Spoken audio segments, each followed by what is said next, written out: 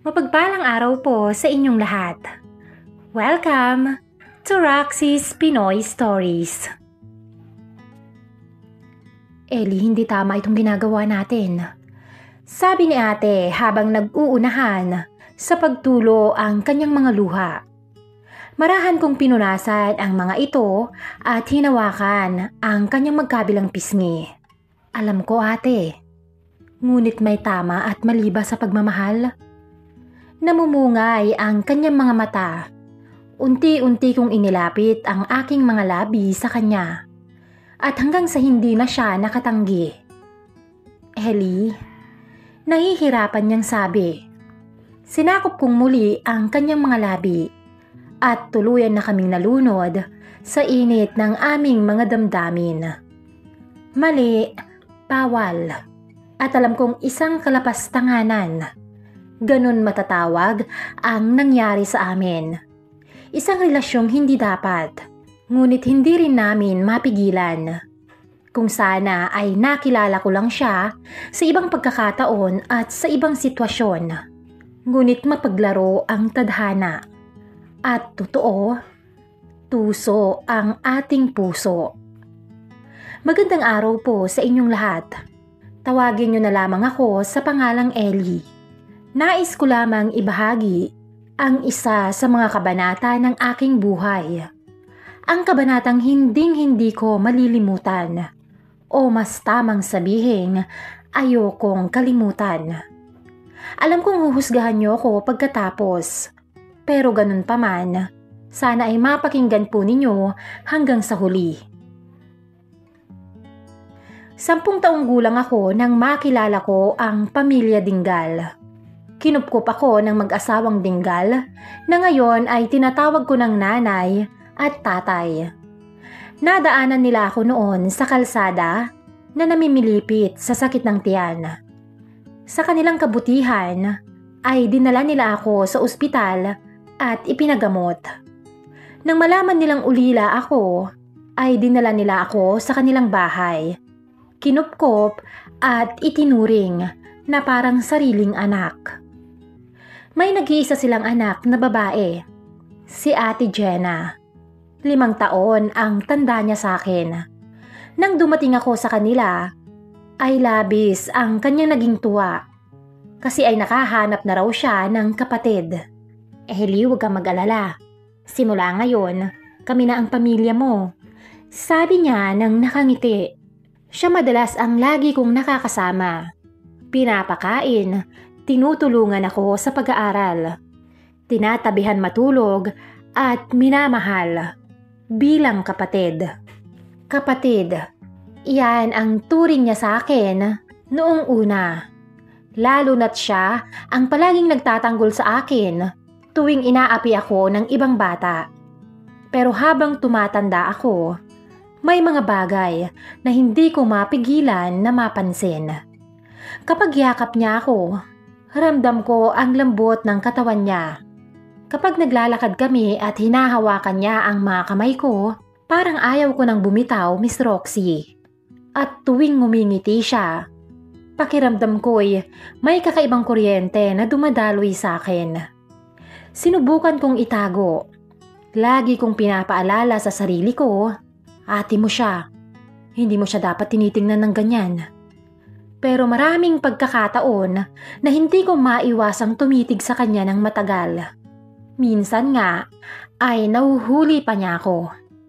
O Ellie, bakit ganyan ka makatingin? May dumi ba ako sa muka? Tanong niya nang nakakunot ang noo. Wala ate, maganda ka lang talaga.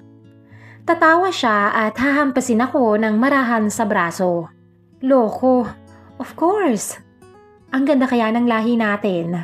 Pabiro niyang sabi at tumawa. Ngunit sa loob ko, natutunaw na naman ako habang tinitingnan siyang tumatawa. At alam ko sa sarili ko, hindi pang kapatid ang turing ng puso ko sa kanya, kundi higit pa. Ikakasal na talaga ang aming unika iha. Maluhaluhang sabi ni nanay at niyakap si ate. Lumipas ang ilang taon at 21 na ako ng mga panahon na yon. Dumating ang araw ng kasal ni ate sa kanyang matagal ng nobyo, si Kuya Greg. Naroon ako, naka-Amerikana, ngumingiti para sa kanya. Pero sa bawat yakap nila, sa bawat halik na nakikita ko, parang unti-unting dinudurog ang puso ko. Sinabi ko sa sarili ko noon na tapos na. Wala na akong karapatang damhin ang kahit na ano para sa kanya. Pagkatapos ng kasal nila, sumama na si ate sa bahay na inupahan ni Kuya Greg sa Maynila, malayo sa aming probinsya. Pinilit kong kalimutan ang kinikimkim kong pagtangi sa kanya, Miss Roxy. Ako'y nagpatuloy sa pag-aaral, pero kahit saan ako mapunta, kahit na anong gawin ko, dala-dala ko pa rin ang alaala niya, ang ngiti, ang halakhak, at lalo na ang manghaplos na siyang lalong nagpahulog sa akin. Sa loob ng 1.5 taon naming hindi pagkikita, dumating ang araw na muling magtatagpo ang landas namin. College na ako noon. Sa halip na mag-boarding house, inalok niya ako. Dito ka na lang tumira sa amin, Ellie, para hindi ka na mahirapan sa biyahe. At least, may kasama ka pa. Parang simpleng alok lang yon mula kay Ate Jenna. Pero para sa akin, iyon ang pagbabalik ng lahat ng matagal ko nang itinatago. At sa unang gabi kong pagtulog sa bahay nila, ramdam kong bumalik lahat ng apoy na pilit kong pinatay noon. Hindi na ako bata. Isa na akong binata ngayon. Ngunit siya pa rin ang babaeng lihim kong minahal, nang higit pa sa isang kapatid. Paglipat ko kina Ate Jenna at Kuya Greg, parang bumalik ang dati naming samahan. Pero iba na ngayon, Miss Roxy. Hindi na ako ang batang kayang i-distract ng laruan o simpleng kwento. Isa na akong binatang kayang makaramdam. At lalo ko yung naramdaman sa tuwing nasa paligid si Ate Jenna. Unang araw ko pa lang noon, abala siya sa kusina habang ako'y nakaupo sa mesa. Napansin ko na ang paborito kong ulam ang niluluto niya. Hindi ka pa rin nagbabago, Ellie. Nakangiti niyang sabi habang hinahain ang pagkain. Mahilig ka pa rin sa ginataang gulay. Napangiti ako sabay kamot sa batok. Oo, pero ate, ang galing mo pa rin magluto ha. Kahit si nanay, walang panama sa mga luto mo. Napatawa siya sa sinabi ko. Naku, isusumbong nga kita kay nanay. Patay ka doon sigurado. Napakamot na lamang ako sa aking ulo. Sabay napatawa. Baka hindi na ako pauwiin nun. Kaya nga, buti na lang at mahal kita. Kaya sikreto lang natin yon. Natatawa siyang nakapamewang. Napatingin ako sa pagkakatayo niya. Nakasuot lang siya noon ng simpleng short at maluwag na t-shirt. Casual lang. Pero para sa akin, sobrang ganda niya, Miss Roxy. Kinagabihan, habang nanonood kami ng TV sa sala, napansin kong madalas siyang tumitig sa akin. Nahuli ko siya minsang nakatingin ng matagal. Agad naman siyang umiwas. O ate, ibabalik ko naman ang tanong mo sa akin nung nakaraan. Ba't ka nakatingin sa akin? May dumi ba ako sa muka? Biro ko sa kanya. Kahit kumakabog ang dibdib ko. Ha? Wala ah. Mabilis niyang sagot pero halatang namula ang kanyang mga pisngi. Saka, bakit kita tititigan? Para kang tanga. Ngumiti ako at bahagyang lumapit. Baka kasi, namimiss mo lang ako. Natigilan siya saka biglang natawa. Ikaw talaga, Ellie. Para ka pa ring bata. Pero ramdam ko, Miss Roxy, may kakaiba sa paraan ng pagtawa niya. May init sa titig na kahit pilit niyang tinatago, ramdam kong may kakaiba rin siyang nararamdaman. Sa mga sumunod na gabi, nagsimula nang maging madalas ang mga ganitong eksena.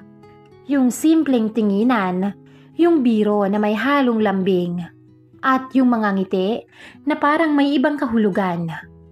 Ngayon ko napatunayan na kailanman hindi nawala ang nararamdaman ko sa kanya simula pa lang.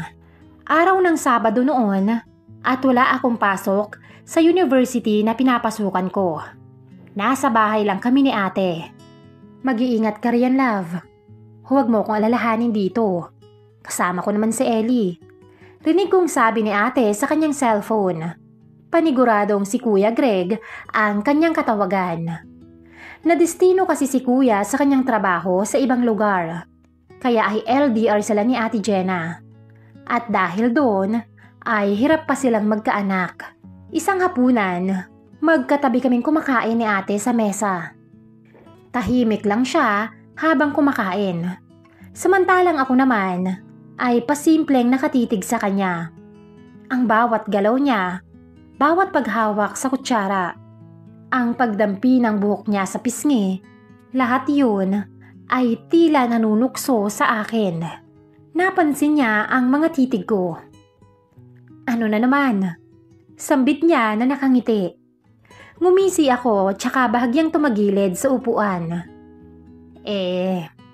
Iniisip ko lang, paano ba nagagawang iwan ka ni Kuya Greg, ate? Kung ako yun, hindi ako papayag na mag-isa ka. Lalo na sa mga gabing ganito. Natawa siya at pilit na binaliwala ang bigat ng mga sinabi ko. Ikaw talaga, puro kakalokohan. Marahan kong inuusog ang mga kamay ko sa ilalim ng mesa. Hanggang sa dumikit yon sa mga tuhod niya. Ramdam kong hindi siya agad umalis. Ate, alam mo ba kung gaano ka kaganda kapag nakasimangot ka? Lalo tuloy akong nahuhumaling. Napatigil siya sa pagkain. Ellie, may babala sa tono niya. Pero ramdam ko pa rin ang panginginig. Dahan-dahan kong iginalaw ang mga kamay ko sa kanyang binti at hinaplos ang mga yon. Ramdam kong tumigil ang kanyang hininga. Ellie, wag. Bulong niya, ngunit hindi niya inalis ang mga kamay ko. Ngumiti ako sa kanya. Mali, ate. Pero mahirap pigilan ang puso. Simulat sa pool, hindi ka na tinignan ng puso ko bilang kapatid. Tumayo ako at lumapit sa likuran niya. Mula roon ay niyakap ko siya ng mahigpit. Napapikit siya at napakagat ng labi. Sandaling katahimikan ang namayani sa amin. Pagkatapos ng hapunan na yon, nag-aya si Ate Jenna na manood ng TV. Pampatulog lang, sabi niya, pero alam kong paraan din yun para mailihis ang usapan namin kanina. Umupo siya sa sofa, naka-short at maluwag ang t-shirt. Ako naman ay dumistansya sa kabilang dulo. Ngunit habang tumatagal, ay unti-unti akong lumalapit. Parang hinihila ako ng kanyang katawan. Nakadantay ang braso niya sa sandalan. Ang leeg niya, kitang-kita sa ilalim ng mahaba niyang buhok. Hindi ko mapigilan ang sarili kong tumitig. Ate, tawag ko sa kanya. Hindi siya tumingin. Nakatutok lang sa TV. Lumapit pa ako hanggang magkadikit na ang aming mga balikat. Pwede ba akong magsabi ng totoo? Ano yun? Tanong niya. Huminga ako ng malalim. Mahal kita, ate. Ngunit, hindi bilang kapatid. Napalingon siya at nanlaki ang mga mata. Ellie, tigilan mo yan. Ngunit hindi ko siya tinigilan. Marahan kong hinawakan ang mga pisngi niya. At hindi niya ako itinaboy. Ellie, mahina na ang boses niya ngayon. May halong panginginig. At hindi ko alam kung takot ba yon o pagnanasa. Pulgada na lang ang pagitan ng mga labi namin. Ang init ng hininga niya ay dumadampi na sa akin. Ramdam ko na, Miss Roxy.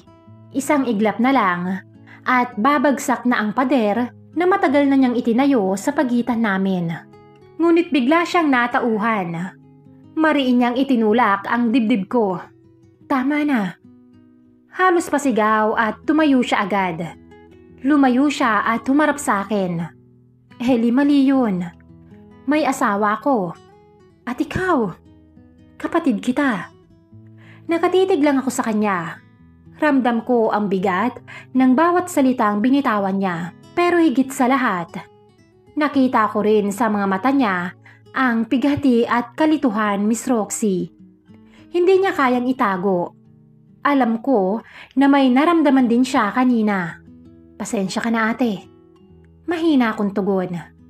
Pilit na itinatago ang sakit. Hindi ko lang talaga kayang itago kung ano ang totoo sa akin. Umiling siya at tumalikod. Hawak-hawak ang sariling dibdib na tila ba pinipigilan ang mabilis na pagtibok ng kanyang puso. Kinabukasan, iba na ang kilos ni Ate Jenna. Tahimik siya, iwas ang mga tingin. Palaging abala, kunwari ay naglilinis, nagluluto, kahit halata namang umiiwas lang siya. Ramdam ko, Miss Roxy. Pilit niyang tinatakasan ang gabing muntik na kaming mahulog sa bawal. Ellie, pakikuha nga yung Tupperware sa itaas ng cabinet. Utos niya at halos hindi makatingin sa akin. Sumunod ako at sa paghakbang niya para umatras, halos magdikit ang aming mga katawan. Ramdam ko ang lambot ng braso niya sa dibdib ko. At nang tumingin siya sa akin, parang tumigil ang oras, Miss Roxy. Ate, bulong ko. Ano na naman, Ellie? Bulong niya pero hindi niya inalis ang tingin. Hindi ko na napigil ang aking sarili. Inilapit ko ang mukha ko. Unay mariin siyang tumanggi. Tinutulak ang aking braso. Ellie, wag. Wag nating... Pero ang mga mata niya nanginginig at nag-aapoy. Hinawakan ko ang mga kamay niya at idinikit sa dibdib ko. Nararamdaman mo ba? Ganyan ang tibok ng puso ko tuwing malapit ako sa iyo. Pumikit siya. Para bang sinusubukang pigilan ang sarili. Ngunit nang idampi ko ang labi ko sa noo niya, hindi na siya umatras. Bumaba ang halik ko sa pisngi at nang sa labi na, doon na siya tuluyang bumigay, Miss Roxy. Ellie, mahina niyang daing, parang paghingi ng tawad at pag-amin ng sabay. At nang yakapin niya ako pabalik, wala na kaming parehong makitang dahilan para tumigil. Sa bawat haplos at halik, ang lahat ng pagtutol ay natutunaw. Hindi na naig ang rason ng gabing yon. Puro pagnanasa na lang at damdamin ang namagitan. Sa mismong kusina ng bahay nilang mag-asawa, nangyari ang hindi dapat. Ang matagal ko nang pinipigilan, sa wakas ay naiparamdam ko na sa kanya. At ang matagal ko nang itinatago ay buo ko nang naipahayag, Miss Roxy. Pagkatapos ay magkahalong katahimikan at bigat ang bumalot. Huminga siya ng malalim, pinunasan ang mga luha na hindi niya na malayang dumaloy. Ellie, Diyos ko, anong nagawa natin? Hindi ko alam kung paano siya sasagutin sa tanong na yun. Ang alam ko lang, matagal na akong sabik.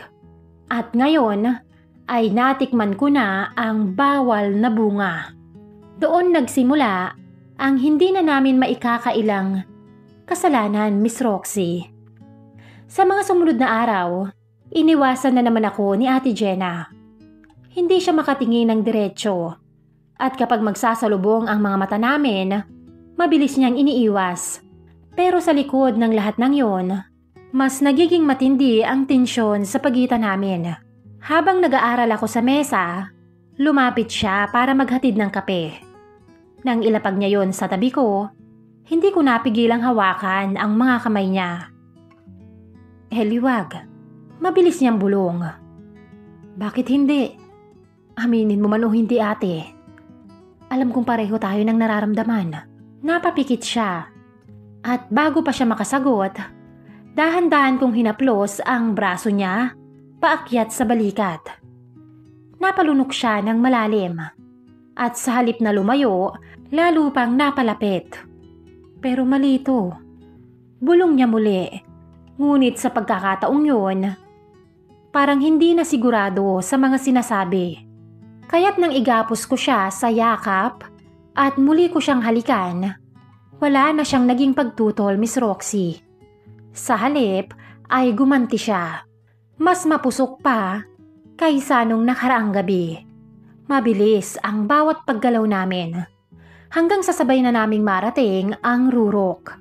Bawat ganti niya ay patunay na hindi lang ako ang nauuhaw sa bawal na apoy na yun. Sa mga dumating na linggo, naging lihim na parte yun ng aming buhay. Sa tuwing may pagkakataon, lagi kaming nauuwi sa parehong pagkakamali. At ang pinaka hindi ko malilimutan ay sa mismong kwarto kung saan nakasabit ang mga alaala ng kasal nila ni Kuya Greg. Ellie, anong ginagawa mo? Gulat niyang sabi nang bigla akong pumasok sa loob ng shower sa kanilang kwarto. Sabay na tayo. Pilyo kong sabi. May pag-aalinlangan sa kanyang mukha, ngunit ang mga mata niya ay katulad ng sa akin. Nag-aapoy. Tinitigan ko ang kanyang kabuuan. Lumapit ako at umatras siya. Hanggang sa tumama ang likod niya sa pader. Hinaplos ko ang kanyang mukha, pababa sa kanyang leeg. Napasinghap siya sa ginawa ko. Ellie, mahina niyang sambit. At hindi niya nanatiis ang aking ginagawa. Siya na mismo ang humila sa akin. Kumapit ang mga braso niya sa batok ko at sinakop ang mga labi ko. Iyon ang hudyat na hinihintay ko. At muli ay nilamon na naman kami ng aming mga damdamin. Matapos ang naging tagpo sa shower, nakahiga kami sa kama nilang mag-asawa. Ellie, tingin mo ba ay kaya pa natin itong pigilan? Mahina niyang sabi. Hinaplos ko ang mga pisngi niya. Tinitigan siya ng buong tapang. Hindi ko rin alam, ate. Pero isa lang ang sigurado ko. Matagal na kitang mahal. At kahit anong mangyari, hindi ko na yata kayang itanggi yun. Napaluha siya. Pero sa halip na lumayo, mas lalo siyang lumapit. Doon ko napatunayan, hindi na ito basta pagkakamali lang. Hindi ako lang, Miss Roxy. Pareho naming gusto. At hindi na kayang patayin ng kahit na anong guilt o pagsisisi. Isang hapon habang nasa sala kami, nakaupo siya sa aking mga hita. Ang halik namin ay gutom at mapusok. Para bang iyon na lang ang natitirang hangin na kailangan naming hingin para mabuhay.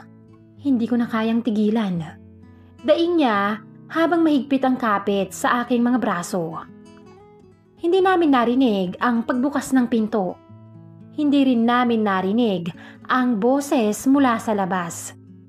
Ang tanging narinig na lamang namin ay ang malakas na tunog ng kung anong bagay na bumagsak sa sahig. Ellie, Jenna, parang kidlat na dumaan sa katawan ko ang lamig. Agad kaming nagkahiwalay.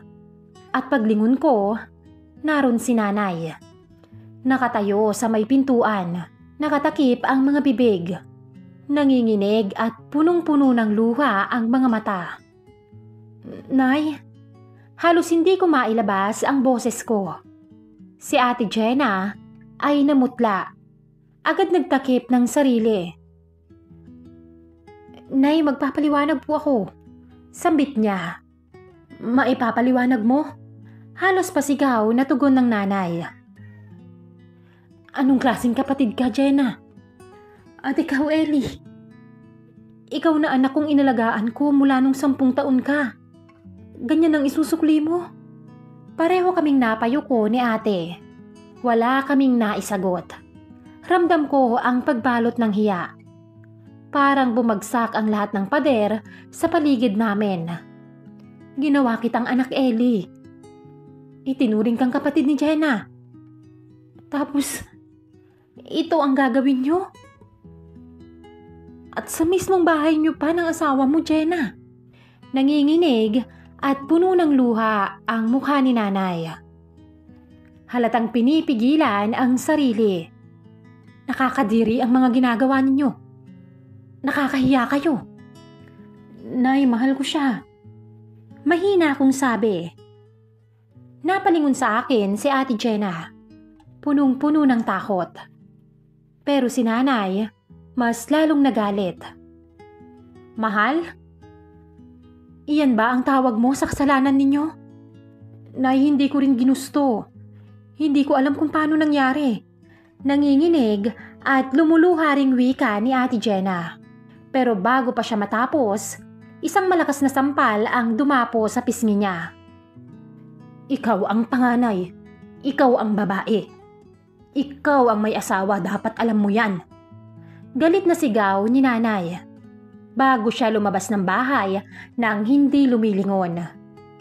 Walang naiwan, kundi ang malalalim naming buntong hininga at ang eko ng sigaw ng nanay sa bawat sulok ng bahay. Napagtanto ko, hindi lang pala kami nagkasala kay Kuya Greg, kundi sa pamilyang umampon at nagmahal sa akin simula't sa pool. Kinabukasan, hindi na kami halos magkatinginan ni Ate Jenna. Ang pagkakahuli sa amin ni nanay ay parang sugat na hindi na maghihilom. Tahimik ang buong bahay. Bawat galaw ay puno ng bigat hanggang sa dumating muli si nanay, dala ang isang maleta. Ellie, tawag niya sa matigas na tono. Magayos ka na ng gamit. Lilipat ka sa boarding house ng pinsan ko sa kabilang bayan. Doon ka muna titira habang nag-aaral. Nay, nanlumo ako. Gusto kong umayaw, Miss Roxy.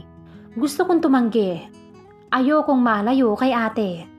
Pero hindi ko rin kayang tingnan ang nasasaktang mukha ni nanay. Ramdam ko na ito na ang wakas. Patawarin niyo po ako, Nay. Hindi siya agad sumagot. Lumapit siya, hawak ang maleta. At muli ay tumulo ang mga luha niya. Anak, pinapatawad na kita. Pero hindi ibig sabihin na itutuloy niyo pa ang kasalanang to. Kung hindi kita ilalayo sa ate mo, mas lalo lang kayong malulubog. Lumingon siya kay Jenna na nakaupo sa sulok. Pulang-pula ang mga mata sa kaiiyak. At ikaw, Jenna, boses ni nanay na puno ng sakit. Kung hindi mo titigilan ang kahibangan na to, ako mismo ang magsasabi kay Greg. Ayokong masira ang bubuin mong pamilya ng tuluyan. Nay, nanginginig ang boses ni ate. Nakaluhod na ngayon sa harap ni nanay. Patawarin niyo po ako. Hindi ko rin alam kung paano ko nadala. Pero mahal ko rin siya. Mariing pumikit si nanay. Tila ba tinutusok ng bawat salita. Alam ko, kita ko. At yan ang masakit sa akin. Hinawakan niya ang kamay ni ate. Pinisil ng mariin. Pero hindi lahat ng pagmamahal ay tama, anak. At hindi lahat ng damdamin dapat niyong sundin. Lumapit ako, halos hindi ko alam kung paano haharapin ang sitwasyon. Nay, Ate Jenna. Agad siyang lumapit sa akin. At sa gitna ng lahat ng galit at puot, niyakap niya ako. Ellie, anak. Mahal kita. Hindi kita itatapon. Pero kailangan kitang ilayo. Pero kung mahal mo rin ang ate mo, hahayaan mong matapos na ito dito. At hindi nagagawa ng kahit na ano pang paraan. Humagulgul ako sa dibdib niya, Miss Roxy. Ramdam ko ang tibok ng puso niyang kahit sugatan, nananatili pa ring ina. Paglingon ko, nakita ko si Jenna. Nakahawak ang dalawang kamay sa bibig. Luha ang nakatitig sa akin. Para bang gusto niyang sumigaw at humabol. Pero pinipigilan niya ang kanyang sarili. Lumapit ako sa kanya. At kahit nanginginig, niyakap ko siya sa huling pagkakataon. Kahit saan ako mapunta, ikaw ang unang babaeng nagpatibok ng puso ko. Sumagot siya sa nanginginig na boses.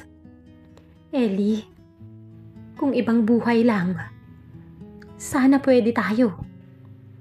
Pero tama si inay. Hindi sa mundong to. Nagtagal ang yakap namin. Puno ng sakit at init na kailanman ay hindi na dapat ulitin. At nang bitawan ko siya, alam kong iyon na ang huling beses na mararamdaman ko ang init ng kanyang mga bisig. Bitbit ang maleta ay lumabas ako ng bahay.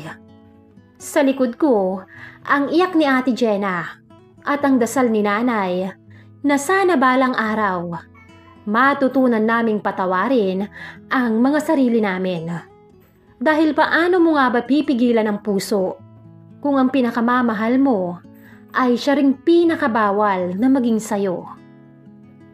Halos 3 taon na ang nakalipas mula nang nangyari ang kabanatang yon sa aking buhay. At hanggang ngayon, Miss Roxy, ay hindi ko pa muling nakikita si ate. Maging nung graduation ko ay wala siya. Tanging si nanay at tatay lang. Sabi ni nanay nung nakaraang buwan ay 2 buwan nang buntis si ate. Parang dinurog ang puso ko nang marinig yon. Ngunit masaya akong hindi ko nasira ang pamilya niya, Miss Roxy. At hindi ko nabigyan ng kahihiyan ang pagkatao niya. Aaminin ko, hanggang ngayon ay siya pa rin ang sinisigaw at hinahanap ng puso ko. Pero sana balang araw ay magawang tumibok nito sa iba para kapag muli ko siyang nakita ay magawa ko siyang tingnan sa mata at magawang tawagin ng ate bilang kapatid at hindi nang higit pa. Hanggang dito na lamang po. Lubos na nagmamahal, Ellie. Maraming salamat po sa inyong pakikinig. Please subscribe and tap the notification bell para updated sa mga susunod na kwento. Ang inyong lingkod, Miss Roxy.